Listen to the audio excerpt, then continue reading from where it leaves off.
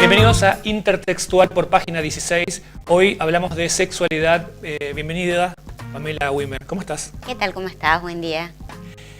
Contanos, Pamela, hoy los medios están totalmente erotizados, por decirlo así, la televisión, las redes, el cine. Sin embargo, nos cuesta como sociedad hablar de sexualidad. ¿Por qué pasa esto? ¿Por qué pasa esto? A ver, yo creo que... atendiendo a tu primer pregunta, siempre hablar de sexo va a ser un tema tabú. ¿Sí? Que desde la masa se baja con otra fuerza.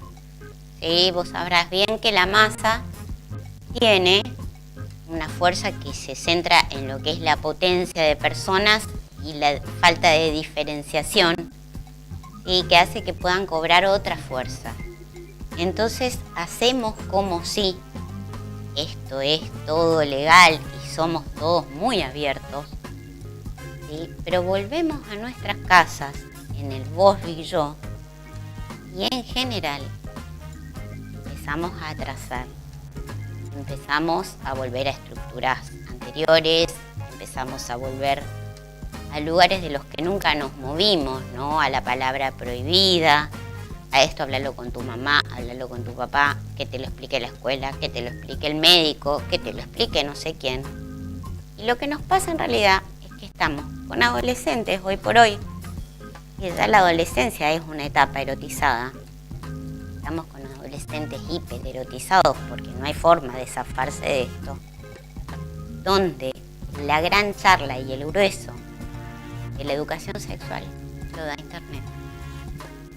Pero ¿por qué la gente, nosotros fuimos o somos de una generación donde nuestros padres prácticamente no nos hablaron de sexualidad y creímos probablemente que cuando fuésemos padres seríamos mucho más abiertos, que hablaríamos, etcétera, etcétera? Sin embargo, hoy eso no está pasando. Los padres vuelven a tomar los mismos parámetros que tenían su mamá, su papá. La pregunta es ¿por qué justamente la sexualidad, que es algo que deberíamos tener, año 2019, deberíamos tener un poquito más deglutida, no la estamos pudiendo sacar y no podemos sacar de adentro ni la información ni la formación? Mira, en realidad lo que me preguntas es muy interesante, porque yo creo que a la hora de ser hijos, ¿sí? Cuando nosotros nos proyectamos como padres, creímos que íbamos a tener todas las respuestas. Sí, y hoy, año 2019, con lo que nos encontramos es que nos cambiaron todas las preguntas. Tenemos que hablar del colectivo trans, tenemos que hablar de un montón de otras cosas que emergieron. Entonces tal vez damos algún tipo de educación sexual, pero muy conservadora. ¿Sí? Tal como nosotros nos pensamos de adolescentes, que le íbamos a hablar a nuestros hijos. El novio, la novia, la familia, la casita, el perrito, la infidelidad, el uso del profiláctico. Se nos escapan todas las nuevas preguntas porque nosotros no sabemos respondernos. Lo que pasa es que cuando teníamos 16, 17 años, éramos una clase de adolescentes que hoy ya no existe, ¿no? Porque hoy los chicos de 14, 15, 16 están en otro mundo. Están en un mundo de información, gracias a Dios, y están en un mundo proactivo en la búsqueda de información. Y a partir de que, por ejemplo, hoy por hoy, a nivel salud pública, que no es un dato menor, el adolescente puede concurrir a un centro de salud a pedir medidas anticonceptivas sin el acompañamiento de un adulto. Y que eso es un cambio que no tendrá más de 5 años de antigüedad. El adolescente es proactivo, el adolescente elige. Y muchas veces cuando el padre llega tarde. Llega a una charla donde en general el chico se aburre, le contesta eso yo ya sé, y la pregunta que le hace al padre lo dejan jaque. todavía no tenemos esa apertura en líneas generales de decir, bueno, mira, esto yo no sé cómo explicártelo, busquemos juntos, porque me reconozco ignorante en esta temática. Ahora, como padres, ¿cómo deberíamos responder? Porque pasa que con los años uno va encontrando respuestas y va más o menos subsanando esa falta de información con experiencia o con vida, básicamente. ¿Cómo deberíamos responder a esas preguntas que nos dejan en jaque? Vamos a investigarlo, vamos a averiguarlo. Porque a veces digo, hay ¿Dónde padres lo que... leíste? Leámoslo juntos. Sí, porque coincidamos que nosotros tenemos otros recursos más evolucionados de los que tienen a veces los adolescentes a la hora de una búsqueda bibliográfica, por ejemplo. ¿Sí? Nosotros somos grandes teóricos, lo que somos es pésimos prácticos. Pero podemos chequear una fuente, mirar, a ver, buscar un pie de página, quién es el referente serio a nivel mundial. Bueno, mira, busquemos acá, esta página es buena. Así que acá te metiste en una página que es dudosa. ¿Sí? Porque necesariamente vas a tener que ir a la computadora con la criatura. Ni siquiera a la computadora, al celu. Pero sentate y lee lo que él está leyendo. Bueno, es bastante clarificante lo que estás diciendo, porque por lo general creemos que sabemos todo, que por ahí tenemos miedo de hablarlo, pero que realmente podemos buscar con los hijos esta suerte de información que están necesitando y nosotros nos hacemos los tontos y decimos, bueno, después lo hablamos y no lo hablamos nunca. A ver, imagínate vos, ¿no? Yo creo que somos todos de una generación donde habían ciertas cosas que estaban puestas como normales, que hoy tal vez no las vemos tan normales. Qué bueno poder contar con el compinchismo de tu viejo. Y que no lo hace menos padre. Y porque no te quita el rol de autoridad. Tampoco lo hace más amigo. No. Pero qué bueno cuando necesitas saber de esto. Decirle, viejo, ¿me lo explicás? Lo buscamos, no lo sé hacer. Tengo este problema. ¿Qué hago? Y cosa que nosotros hacíamos en otras millones de esferas de la vida, justamente no con el sexo, pero lo hacíamos, íbamos al abuelo, al tío, y volver también a esto. Siempre estaba la tía práctica que te contaba la verdad. ¿Eras vos? Claro, la tía práctica. Pamela, frente a tanta resistencia, digamos, de hablar sobre la sexualidad, sobre los cambios en los adolescentes, incluso hablar entre adultos, ¿la educación sexual integral es una solución? Sí, por supuesto que sí, es el inicio de una solución. Es el inicio de una solución entendiendo que la educación sexual integral se da en el colegio. Y el colegio no es el responsable de la educación.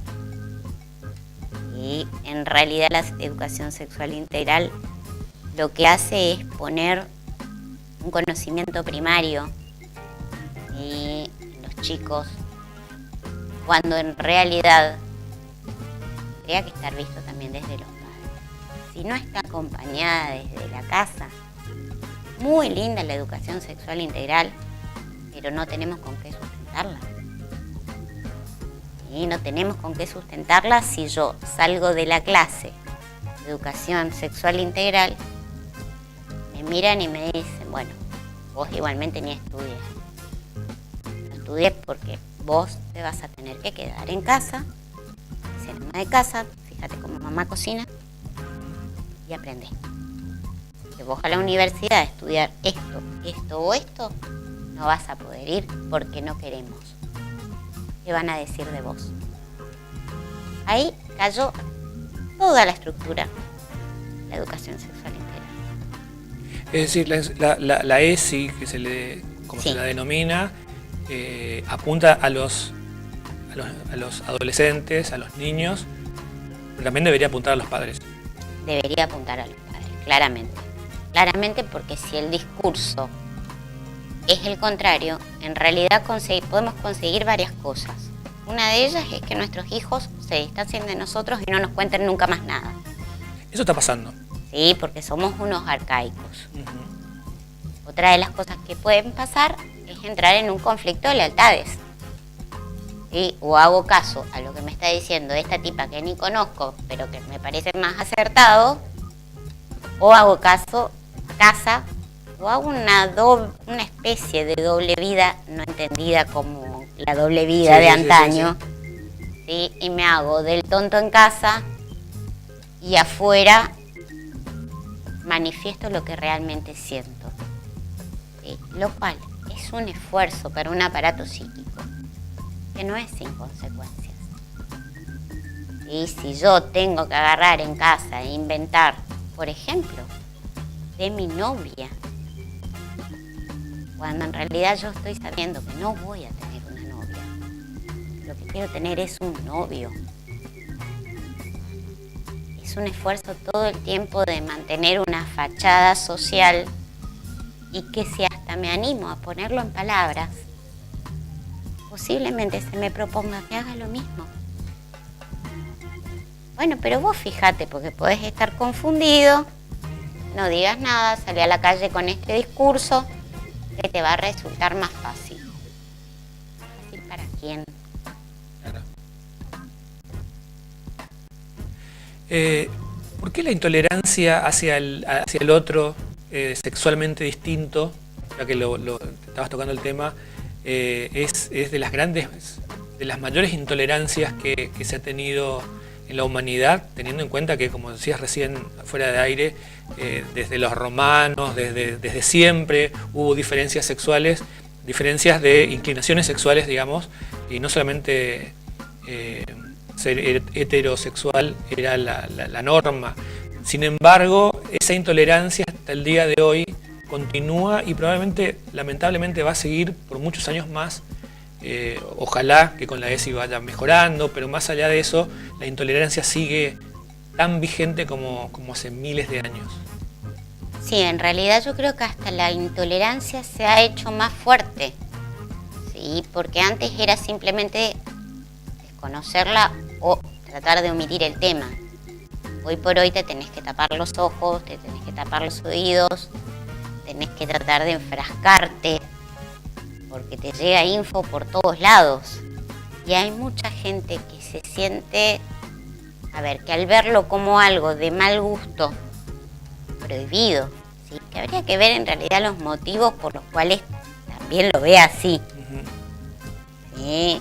Lo siente como un atentado hacia su integridad y automáticamente tiende a defenderse. ¿Sí? Porque no somos más que animales evolucionados. Si nos sentimos en peligro, atacamos. Y si vos sentís en riesgo con esto que yo te estoy mostrando, ¿sí? El rol que a vos hace 40 años te dijeron que tenés que sostener, no creo que sea amable tu tesitura. No vas a querer transar en esto y te vas a poner tal vez mucho más obtuso de lo que podría ser. ¿Pero por qué? Porque ya sentís que te tenés que defender, que esto está entrando a tu casa, a tu fuero, a tus afectos, a tus hijos. No hay forma ya de correr de estas cosas. Y la sexualidad siempre ha sido un tema delicado. Siempre. Siempre ha sido un tema, de eso no se habla, lo barremos abajo de la alfombra. Entonces no pretendamos hoy tener una generación hiper open mind, cuando en realidad sabemos que no hay resto y sabemos que para un cambio social sostenible y sustentable necesitamos 3 generaciones. ¿Qué número de generación pensás que somos? ¿Menos 1? Bueno, entonces nos faltan 4. Pamela, para cerrar, ¿por qué te dedicaste a la sexología? Bueno, es una pregunta muy interesante la que me haces. Me dediqué a la sexología, primero porque como hija me sentí como todos los hijos, ¿sí? Que me faltaba, más allá de todos los intentos, ¿sí? Que habían hecho, digamos, a nivel familiar por darme las respuestas. Yo no me sentía capacitada a veces a hacer las preguntas. Y muy acertadamente se me acercó a un espacio profesional, ¿sí? Ante la imposibilidad del diálogo franco. Yo dije, qué bueno que está esto. Qué bueno que está esto de poder hablar con alguien que te guarde el secreto de esto que te está pasando, que no sabes si es normal, no sabes si está bien, que tampoco te animás a preguntarlo. Y yo creo que ese fue un gran punto de inflexión para mí. El decir, hay gente que puede dedicarse a darte formación sobre esto y a informarte sobre esto. Y yo creo que una vez que uno empieza a transitar el terreno de la sexología, es imposible salirse, porque no hay nada más apasionante que la sexualidad humana. Pamela Wimmer, muchísimas gracias por haber venido. No, muchas gracias a vos. Un gusto. Esto fue Intertextual por Página 16.